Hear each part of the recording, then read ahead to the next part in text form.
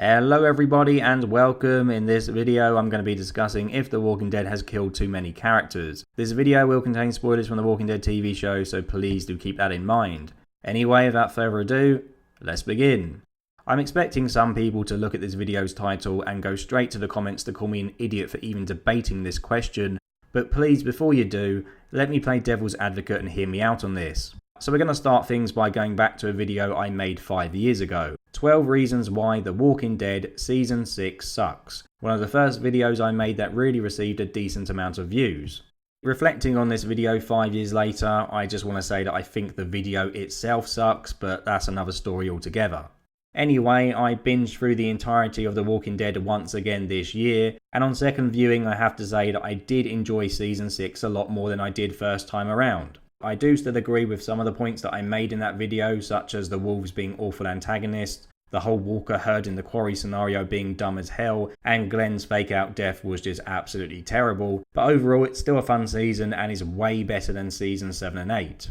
However, one point that I made in that video that I no longer agree with is that I said that Season 6 sucked because there were no major deaths. That's right, one of the reasons why I hated on this season was because no main characters were killed, which I find kind of bizarre now looking back at it. In contrast, I praised the Season 10 finale, well, what was the Season 10 finale until 10C came along. I praised Season 10 Episode 16 for not killing anyone. I praised that episode for keeping all the big players alive. So what happened during these 5 years for me to change my outlook on killing characters? Well, I think that part of the reason may be that as The Walking Dead has progressed further into its lifespan, I've become less interested in seeing shocking character deaths and actually more interested in seeing the remaining characters grow and develop.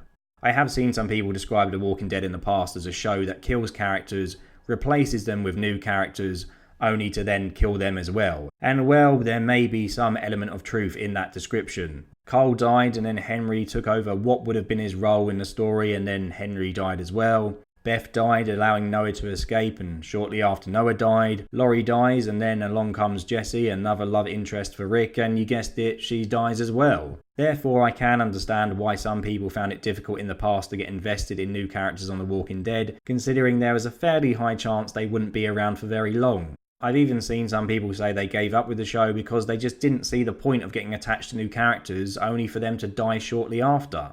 To be honest, I don't really know any other show quite like The Walking Dead, and that is a show which at present has only 2 characters remaining on it who are in its first season. I mean, there's a reason why most shows don't kill off the majority of their cast only to constantly replace them, because it's not a very popular thing to do. It's extremely risky, and I guess The Walking Dead does deserve some credit for never playing it safe. Also, as I mentioned in my 10 Walking Dead characters who died too soon video, it does feel like a lot of characters on The Walking Dead were killed before their story was really up. Characters such as T-Dog, Andrew and Mel could have contributed so much more to the show, but they were killed to shock and evoke a response from the audience.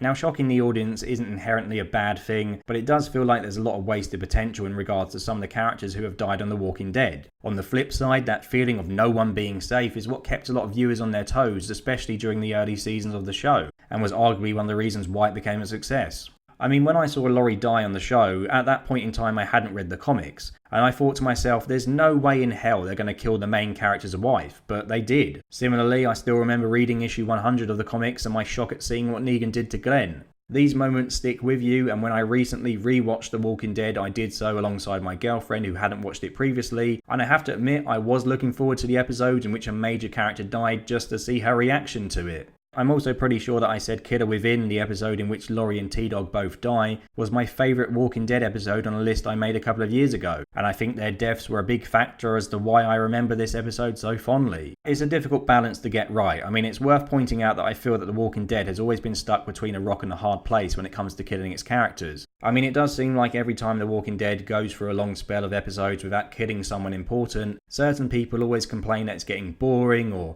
the walkers aren't a threat anymore, or the characters have too much plot armor, and I'm sure I've even been guilty of saying that myself in the past. However, when the show does kill off main characters in quick succession, then people get pissed. If a main character dies via a walker, it's deemed anticlimactic and dumb, and I felt that way about Carl's death and I still do, so it is really hard to get the balance right. I know of some people who actually approve of Carl's death because it shows the undead are still a threat and it shows that they can take out a main character. So what I'm trying to say is it's hard to find that middle ground if such a middle ground even exists. Ignoring the show's last couple of awful seasons, Game of Thrones managed to do a great job in both shocking the audience by killing big characters, but also keeping enough interesting characters alive so that viewers would keep watching. On the other hand, The Walking Dead has killed characters such as Mel, Abraham, Glenn, Sasha, Jesus and Andrea, and I can't help but feel like many of the characters remaining on the show are less interesting than some of those who have actually died. For instance, I don't hate Eugene as much as most people seem to, but I'd be lying if I said I'd rather be watching him instead of Abe or Glenn. Killing popular characters is a good way to keep the audience guessing, but it's no good doing this if the remaining characters just aren't as likeable as they were. Therefore, I'm not sure the question I should be asking in this video is, has The Walking Dead killed too many characters, but rather, did The Walking Dead kill the wrong characters? Then again, everyone has different opinions when it comes to who should and who shouldn't have been killed. Some people may have wanted to keep all the popular characters alive until the end of the show, meaning Glenn and Abe would still be alive today, whilst others would find this too predictable and boring. Some might have liked to have even more of the mainstays die, so that means goodbye Daryl, Carol, Maggie. However, this would have undoubtedly pissed a lot of people off. If a bunch of characters die in the final season, some may praise the show for not holding back, whilst others may find it to be an extremely unsatisfying way to end a show. However, the opposite also holds true. If no or only a few characters die, then those who expect carnage will be disappointed. Maybe then the issue isn't that The Walking Dead has killed too many people,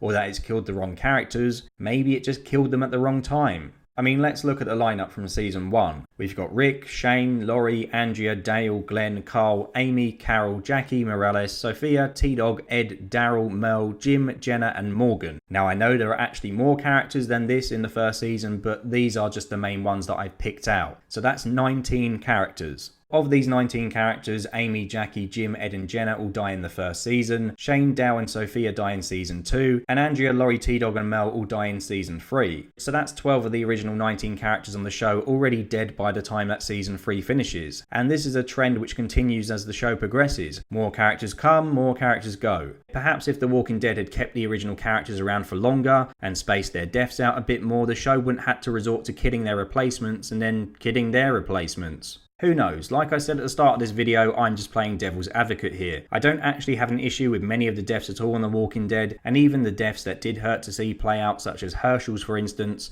I have to admit I did enjoy for purely just because of how dark they were. However, I still stand by the fact that I think it was a bit of a missed opportunity with some of the characters who were killed too early in my opinion. Also, going into the final season of the show, I would honestly prefer it if most of the characters made it to the end alive, which is significantly different to how I felt 5 years ago when I was annoyed at season 6 for not killing enough characters. Maybe it's just because the characters on The Walking Dead have been through so much shit that I actually want to have the happy cliche ending. And I know some people will hate that, but hey, I just want a happy ending for a show that's been so full of misery. So, I don't know, let me know your thoughts below. What do you think? Has The Walking Dead killed too many characters? Has it killed the wrong people? Or has it not killed enough? Or is that something that you like about the show, that it kills characters all the time? And, you know, do you want everyone to die in season 11? Do you just want it to go all out there and kill everyone? Who knows? Whatever your thoughts are, let me know in the comments below. And I'll see you all very soon. Thank you for watching. Bye bye.